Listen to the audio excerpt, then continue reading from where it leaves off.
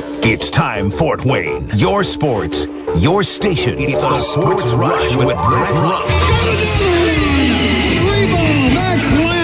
Covering all the topics that hit a nerve here in the Summit City. Clark, 11 yards, touchdown. Only on 1380 The Fan and 100.9 FM. Now here's your host, Brett Rump. The greatest, most interesting, most important person of all time. You are incredible. Older than one.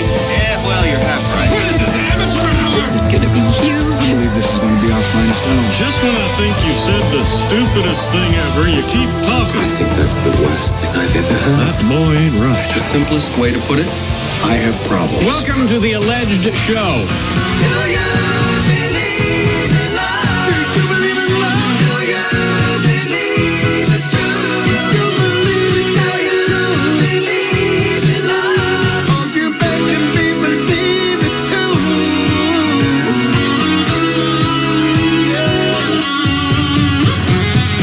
Here we go, taking you home on a Monday. It is the Sports Rush, your daily local sports fix, 4 to 6. I am Brett Rump, along with Adam Lundy, and you are connected on the Parkview Sports Medicine text line at 260-447-8500. Also, you can catch us on Facebook Live today.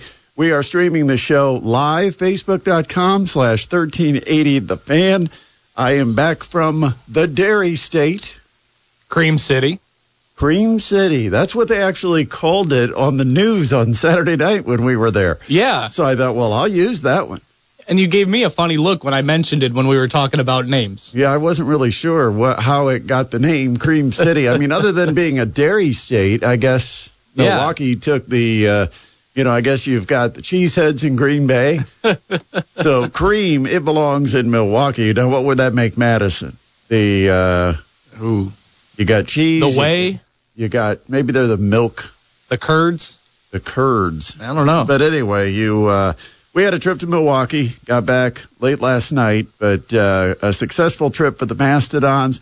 Actually, the whole weekend was just a fun sports weekend. We had a lot going on. Started on Friday with high school basketball. Of course, you had IU Purdue Friday night to kind of kick off the college basketball weekend.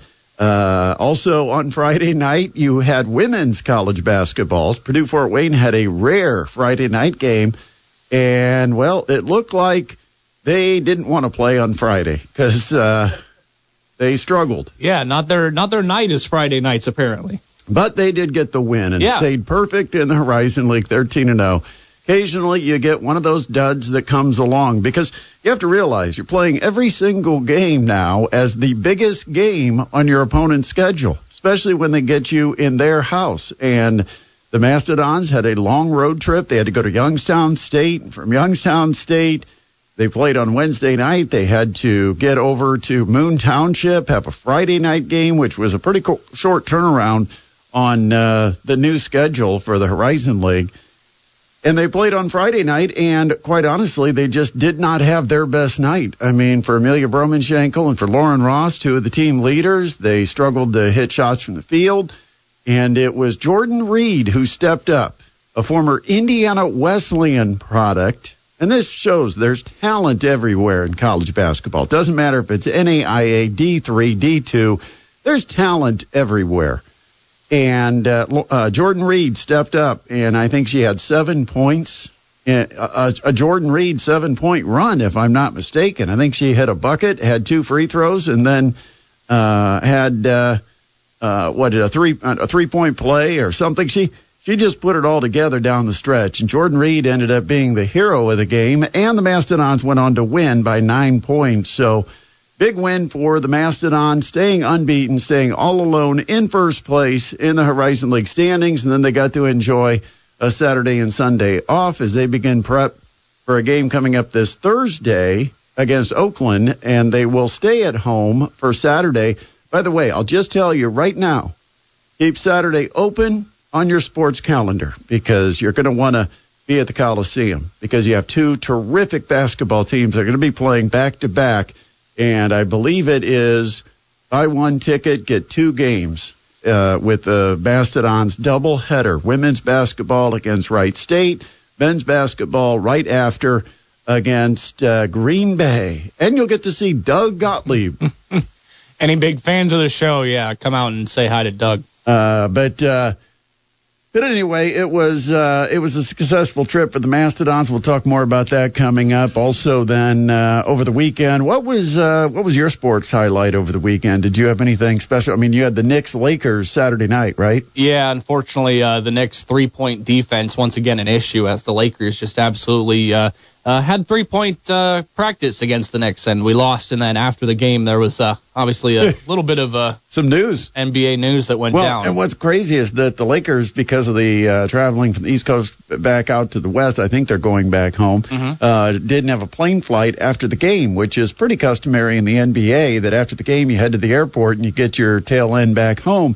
But because they were spending the night in New York City, LeBron went out with friends, and I guess he was at the restaurant when he found out about the news. Apparently, no one told him from the Lakers. He had no idea this was coming. His agent didn't know about it. And all of a sudden, he learned it, I think, like everybody else pretty much, that Anthony Davis was heading to Dallas and Luka Doncic was going to be going to Los Angeles. The blockbuster trade. Biggest all-time in the NBA? That's up to our listeners to decide. But that is a huge trade mid-season to have two names like that, two salaries like that are exchanged by two fairly prominent teams. Now, it doesn't mean they're both in first place, but they're two prominent organizations, with the Dallas Mavericks and being, last year making the run all the way to the NBA Finals, and, of course, being owned by Mark Cuban for so many years. Not now, but yeah. But I think that's kind of what got them really on the map nationally. And then, of course, the Los Angeles Lakers and all the banners that they've got flying and all of the big-name players that have played for the Lakers, including now LeBron James, that they're adding another projected potential NBA superstar. Is he already at that status? Is Luka among one of the greats of the NBA? I think so. I mean, I think he's... You know what? Yeah. Here's the thing, though. Let me just throw it out. Think about this, Adam. How many years have I said? Because I know 3-4 years ago, I talked about the fact that I thought he might have a little bit of a weight issue. And I said the concern I'd have with the type of game that he plays with that weight, and it doesn't look, I mean, he's not a chiseled body. And I said I'd be concerned about injuries because he just doesn't look like a guy that's in terrific shape. And what have we had? Eventually, the injuries lead to the Dallas Mavericks kind of moving on from Luka because they just can't count on him. And he's going to be due for a contract that'll pay him about $70 million a year. And Dallas thought, we've got money. If we're going to spend that money, we can spend it elsewhere and maybe get more return. And they're moving on. And they initiated this. Yeah, they did, and they did it in the quiet. They did it in the shadows. I mean, this caught everybody off guard. I mean, even other NBA executives, all the insiders, they had no idea this was coming. Apparently, they must have just targeted who they wanted and who they thought would deal. Yeah. And didn't talk to a lot of other teams. No, I mean, I think I heard Nico Collins, the GM of the Mavericks, say that they basically only reached out about Anthony Davis to the Lakers, didn't contact any other team. And it ended up working out. I guess, yeah. I mean, imagine being Rob Pelinka and you get that call, hey, do you want Luka Doncic? Yeah, I know. Well, it's one of those things where at first you think it's a joke. Then when you think it's serious, then you've got to really weigh if there's consequences, because you got to think, why are they getting rid of Doncic? What do I not know? What, is there something more about the injury that he's dealing with? Is there something genetically that they're concerned about that in the future he might not have a long career? I mean, you got to be concerned if all of a sudden someone's calling and saying, it'd be like Chicago Bulls calling, and I mean, maybe not quite like Michael Jordan, but the point is you don't expect a team that just went to the NBA Finals to deal off their superstar.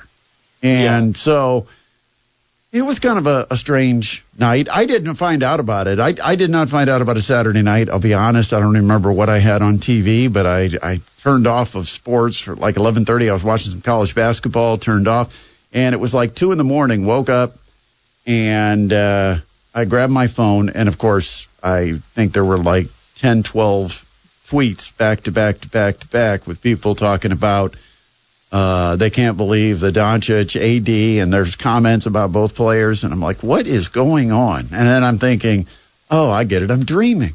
I'm not really awake. I just think I'm awake. This isn't happening. Yeah, I'm just dreaming that I've picked up my phone in the middle of the night, and there's this crazy reaction to a Luka Doncic, Anthony Davis trade.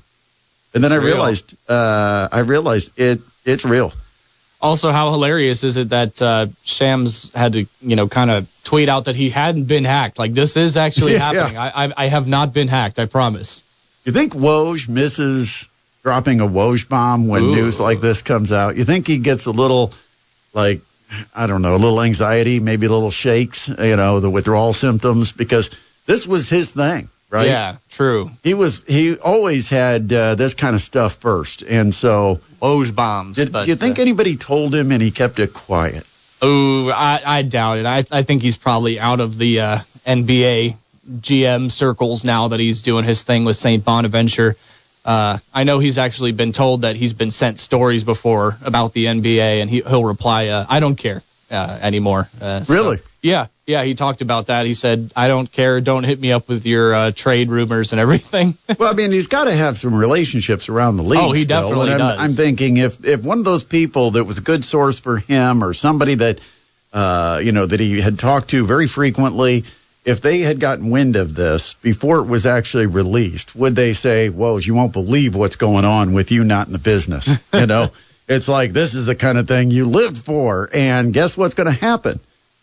At this point, to me, it's still too early to decide who wins the trade because there's too many variables. One, how long is Luka going to be able to play, and is he going to continue to be an injury risk? Number two, are you going to sign him to that $350 million deal or whatever he's going to have coming? And I don't know what the Lakers pay him because those Supermax, they're all different. If you get traded, you get moved. I don't think it's $350 million for the Lakers, but it's still going to be a significant amount of money that they're going to have to pay him. And is that the end of LeBron then in Los Angeles at the end of this season? Didn't he sign a 1-year deal?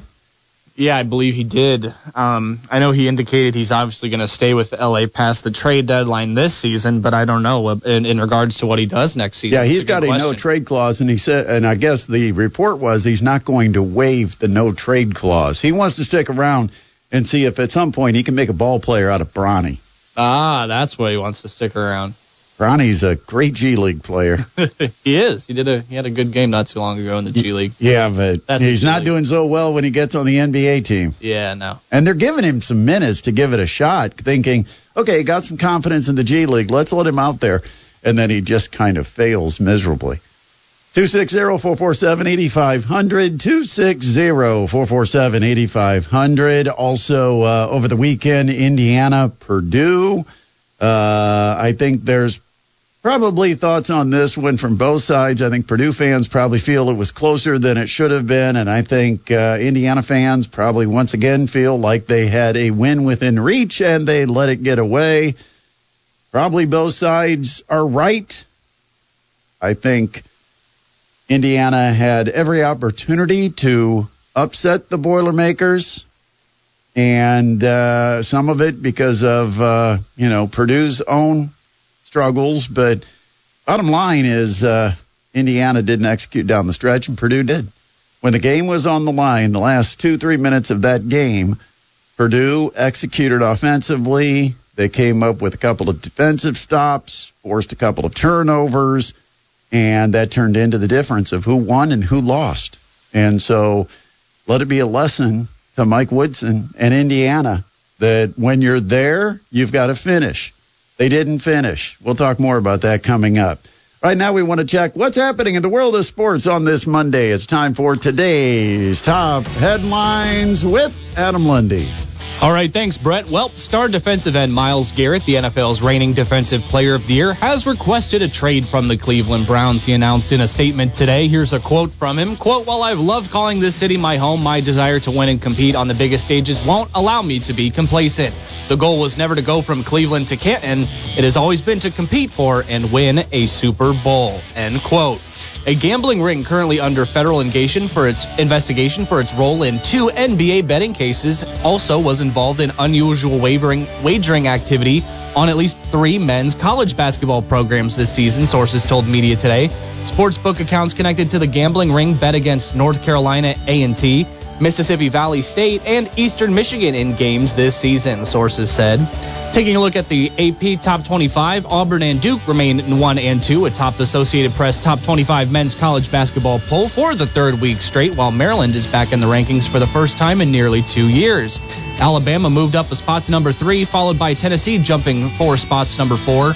Florida was next at number 6, followed by Purdue, Iowa State, Michigan State, and Texas A&M to round out the top 10. Michigan State took a tough loss. It was a big game, I guess, for Purdue fans, seeing Michigan State get knocked off.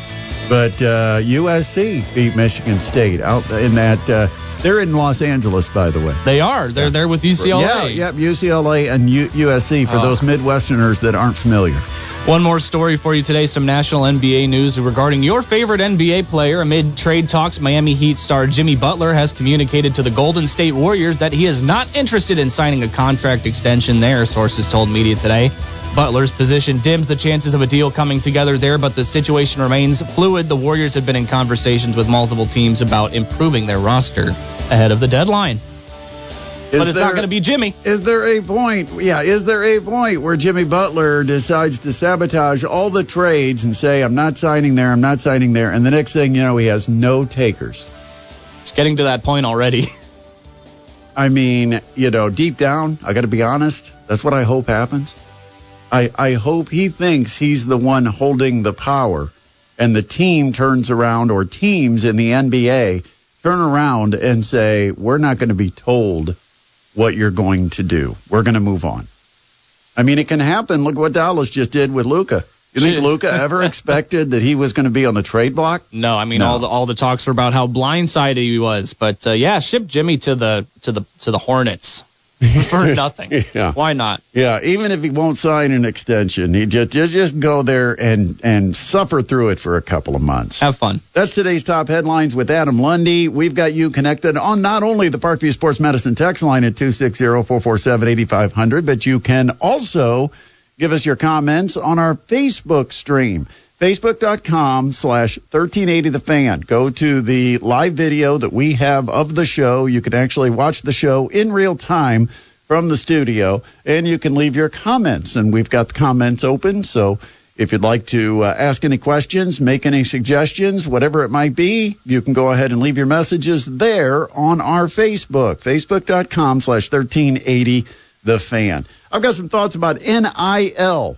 That stands for name, image, and likeness. And tell me how any of the money that's going to college athletes is attached to any of those 3 things, other than their name being on the check.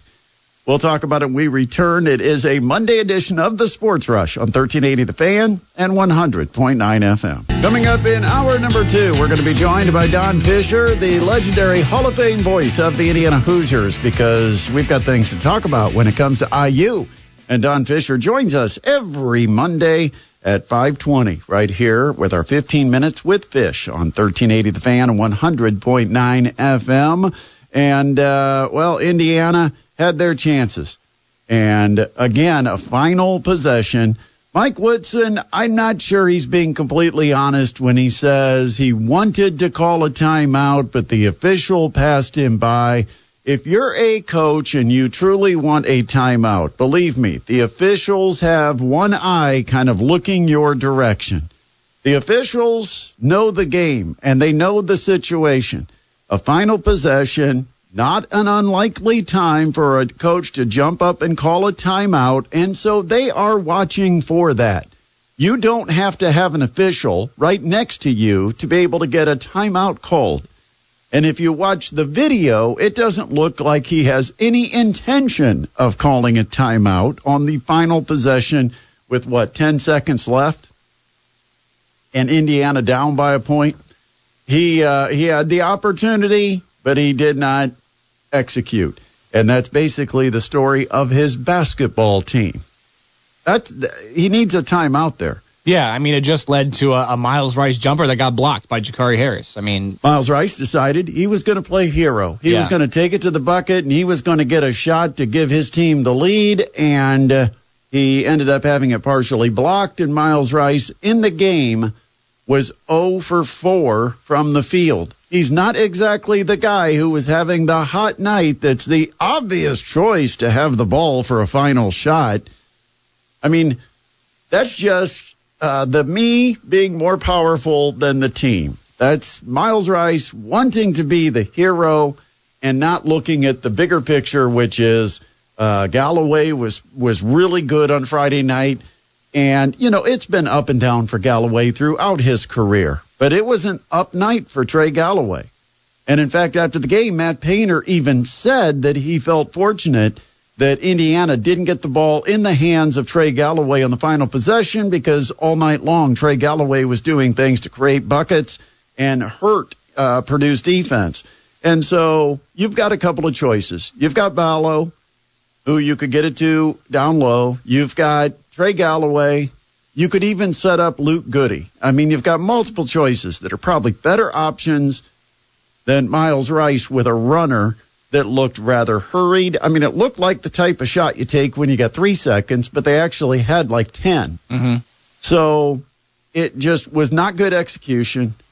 And once again, Indiana then falls to Purdue with failure down the stretch in a game that Indiana could very well have won.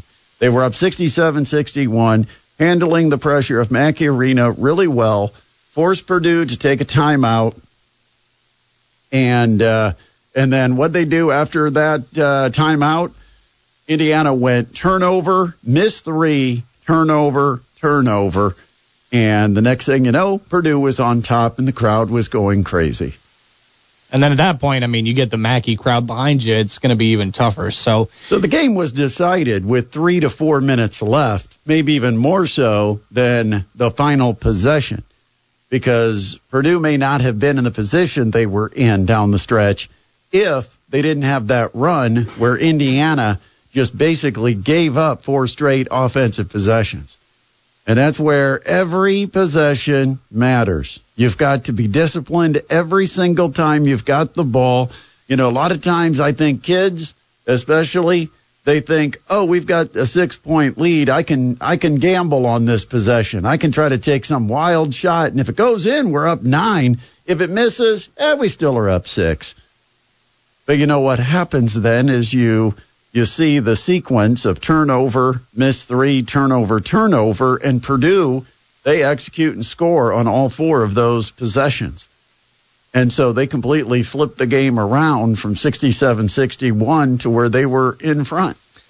Yeah, and I mean, this is now 2 games in a row that have just been poorly mismanaged at the end of the game. I mean, we saw it in Maryland, Northwestern. Yeah, so go more than 2. Yeah, I mean, you've really got like 3 games that, and in there, Indiana got a win, but the point is you have 3 games that were winnable games that Indiana didn't finish, and that's why right now they're in a very difficult spot when you look at the Big Ten standings, because after USC got the upset win over Michigan State, now USC has a marquee victory.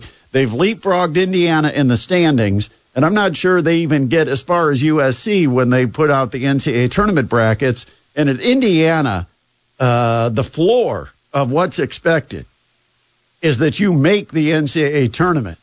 You get in that tournament. That has to be a given. And then winning a couple of tournament games is what's expected. Making a Final Four is what Hoosier fans hope for. Winning a championship is what the Cream and Crimson dream of. And it's been a long time. Yes, it has, and like we've said, it's still not going to get any easier for the Hoosiers. Up next, they have to go to Wisconsin, who's now 21th ranked in the nation, and they haven't won in Wisconsin since 1998. Yeah, and Bob Knight was the coach. Yeah, so throw that in there. Then they have to play 24th ranked Michigan, who's looked really good this season under Dusty May. Okay, I'm going to slip this in. Go for it.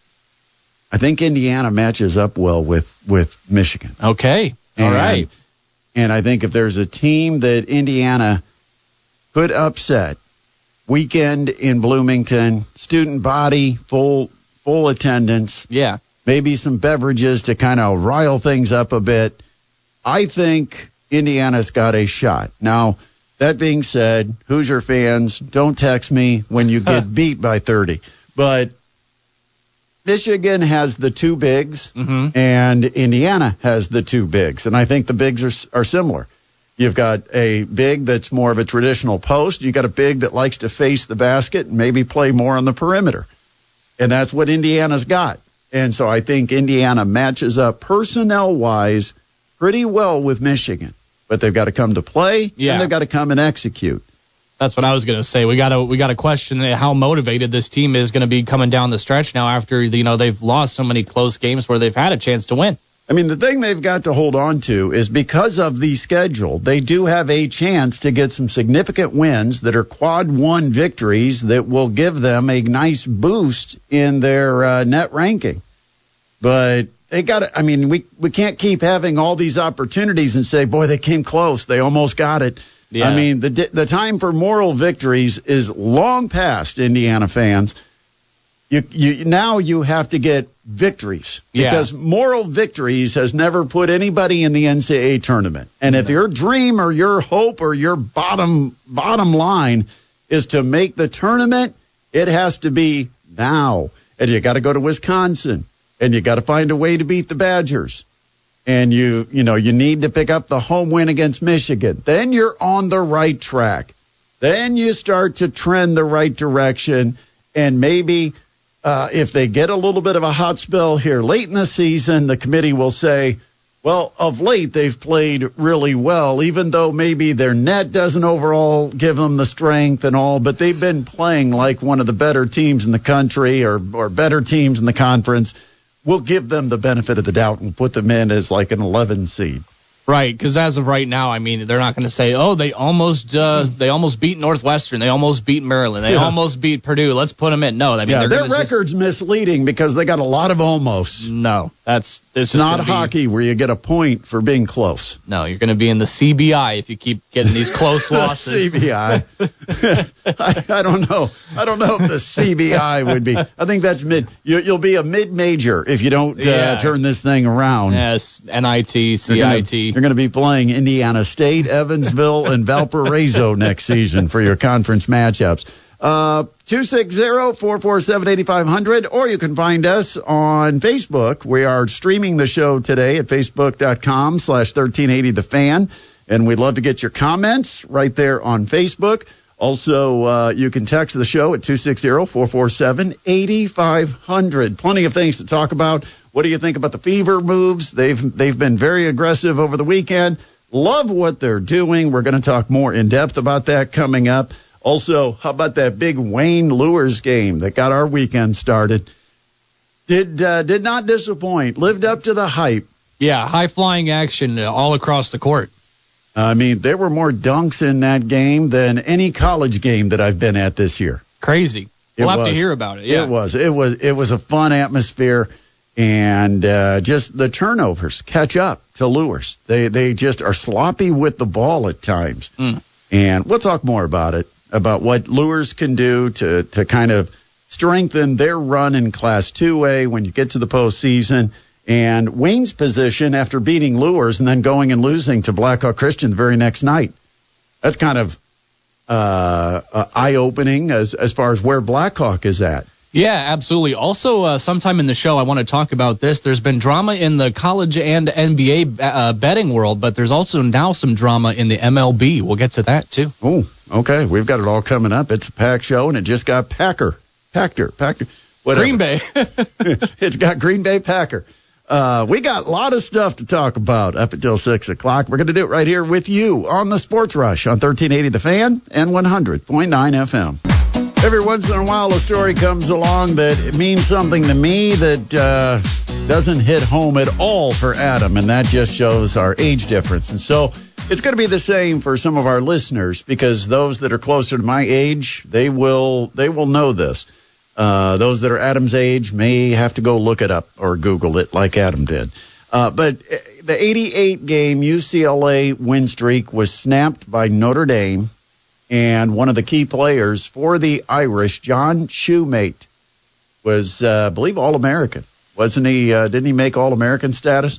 Outstanding player for Notre Dame back when I was just a very small child.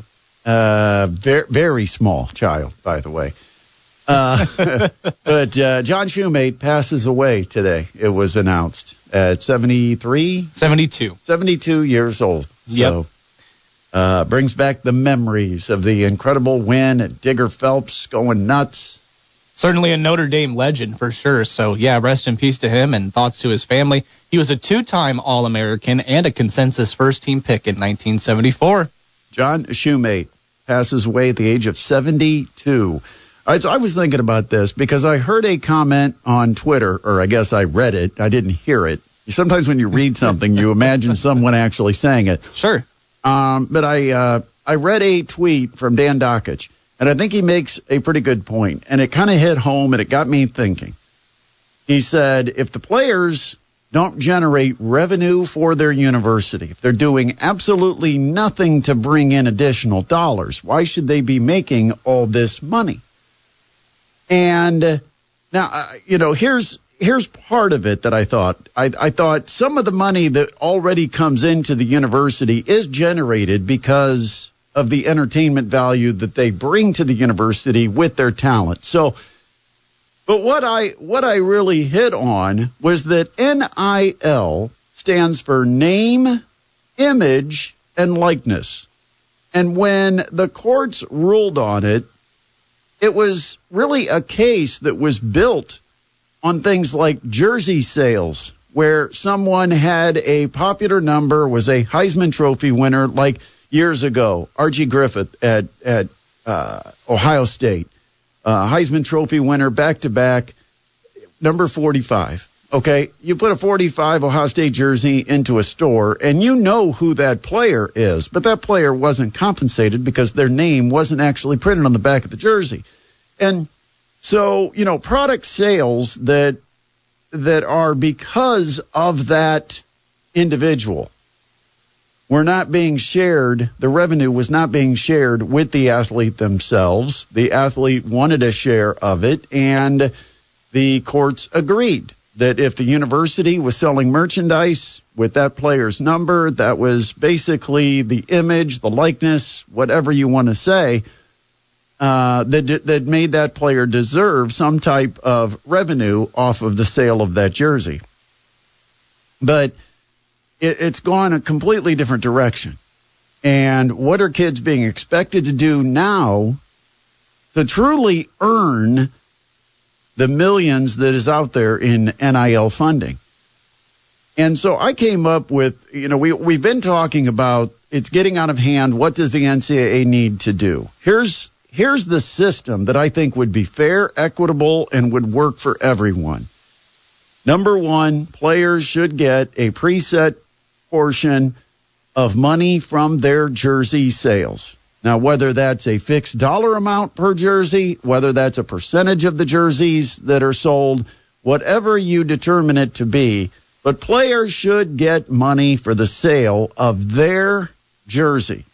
Number two, money from special sales should go to the player, and special sales would include things like if they're selling team posters or, team blankets or calendars, things that might have player representation tied into it. I think there should be some money that is set aside from the sale of those items and also distributed to the players. Then also they should get pay for making appearances on behalf of the university, whether it's a recruiting trip, whether it is something to go and see boosters, if it is something to go and represent the university at the celebrity softball game, whatever it might be, they should be given money for public appearances. They should also get money or be allowed to negotiate independent endorsement deals. In other words, now that you've kind of freed that up and said their eligibility is not going to be affected by them getting money on side deals, go ahead and represent the car dealership. And if you get a car, you get a nice check to do commercials for a car dealership, that's fine. And, here's the other one I thought of, and I want to get your feedback on this to think, is this reasonable? That players could actually market the ticket sales for that university. Go on social media, post it on Instagram. We did it last week in some way. Now, we certainly weren't compensated for it, but my point is, Adam, that we had a link, or in our case, a voucher that we were allowed to distribute to select individuals. What I think should happen is the athletes should all be given their own personalized link or access into the ticket system. And if someone goes in through their address and buys tickets to an athletic event, that a certain percentage of those ticket sales goes back to the athlete. That would give them an incentive to put out their TikTok videos or put out their social media posts and say, come to the game, get tickets here, and they could put their link with their social media account. And if anybody clicks it and buys tickets, they could get a percentage of those tickets for being basically a marketer of the product. Yeah, I like the idea. It definitely would have to be one of those specific link kind of deals, because you would have to be able to track specifically how much each player brought in ticket-wise, revenue-wise, and then you would have to also come up with a contract which defines how much you get paid per ticket or a certain amount per ticket price, things like that. But I think it's a good idea. It would set the market. You wouldn't have to right now, all that's happening is everybody's competing against each other, but there's no real market cap. So people are just going to outrageous figures just to outbid other people.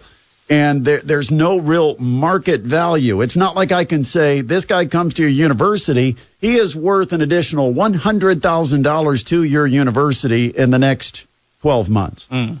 You don't have a market value. Right. And so you give guys like Ballo that gets into a bidding war, and the Hoosiers have to go out and spend, $1 million or close to it to get Omar Ballo. And that's ridiculous, because Umar Ballo is not bringing $1 million of revenue into the university. So it's not about sharing with the players what's rightfully theirs.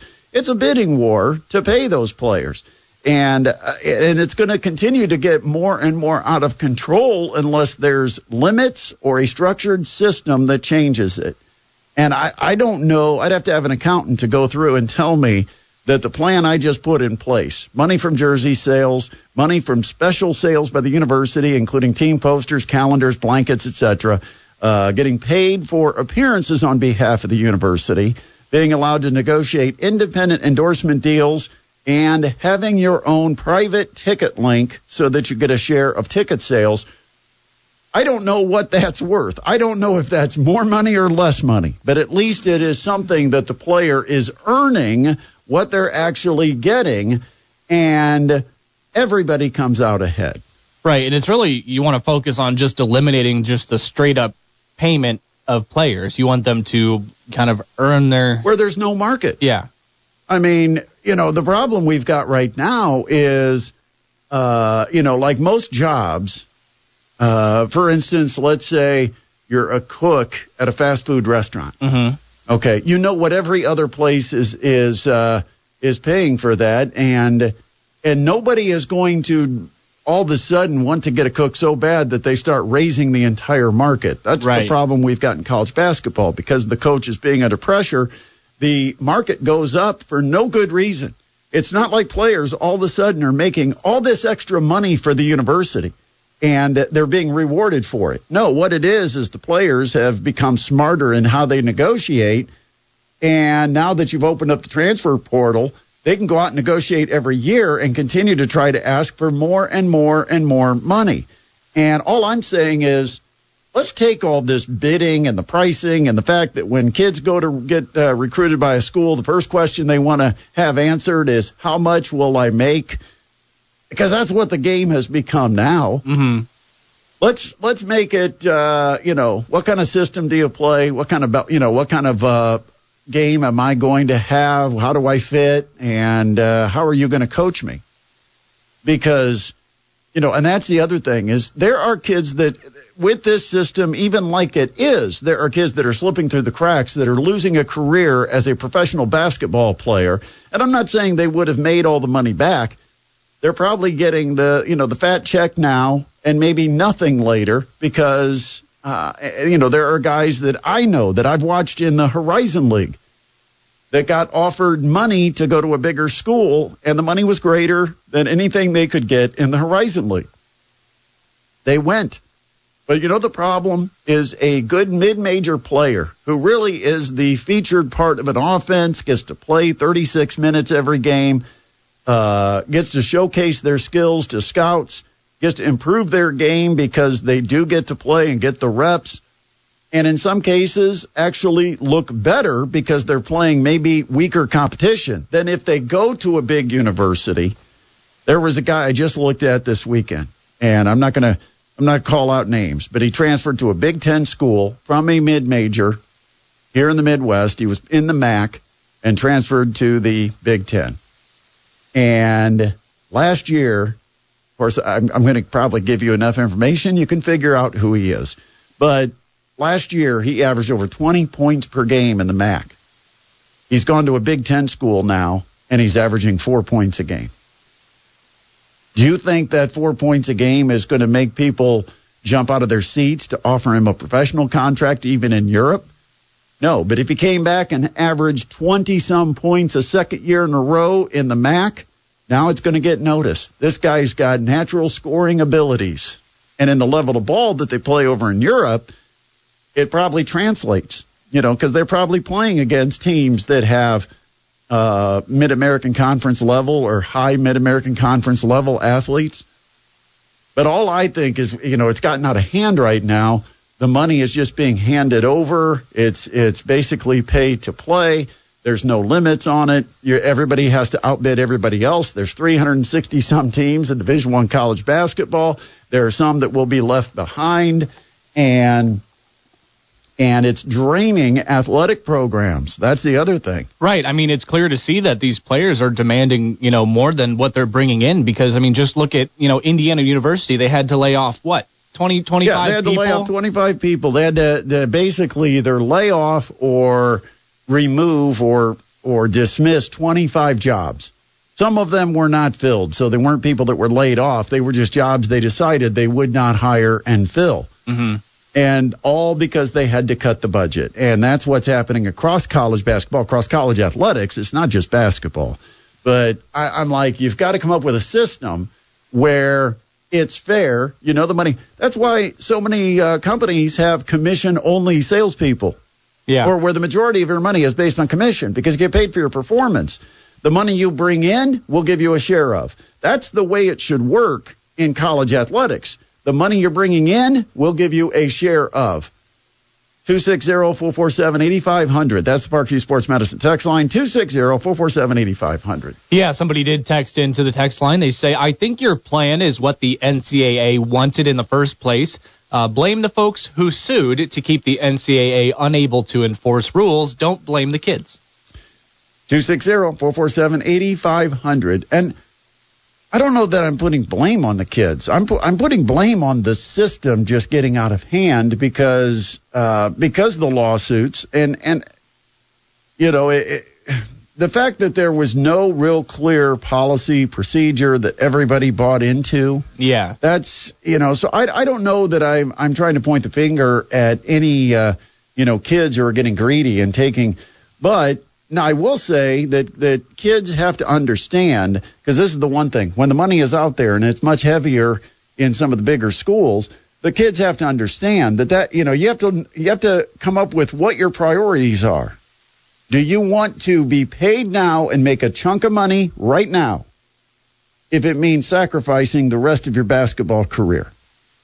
Because that's what mid-major players are doing by transferring into power conference programs for 1 year and trying to find their way, too many of them. And I can give you multiple players, but I'm not going to name names and put kids on the spot.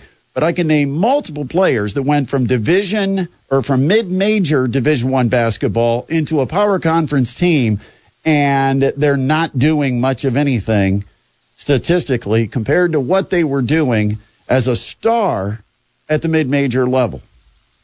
And so, their stock is going down. And, it's just like, I think of like Greg Campy at Oakland. Why is he still at Oakland? Because he can be. Could he have gone somewhere else? Probably. But what happens if you go somewhere else and that doesn't work out? What's the next step? Yeah, or if you go somewhere new, go look for greener pastures every time you have a good season with one of your teams. I mean, you're just going to be in a constant cycle of rebuilding and then getting a good team and then going somewhere else and then rebuilding, and it just never stops. Yeah, and the problem is, do you have value to another program if you failed? Right, and how long until one of those rebuilds doesn't work and then you're out of a job? 260-447-8500. Give us your thoughts. Also, we are on Facebook. You can watch us today at facebook.com/1380 The Fan. It's a Monday edition of the Sports Rush. Don Fisher joins us in hour number 2. That comes up next on 1380 The Fan and 100.9 FM.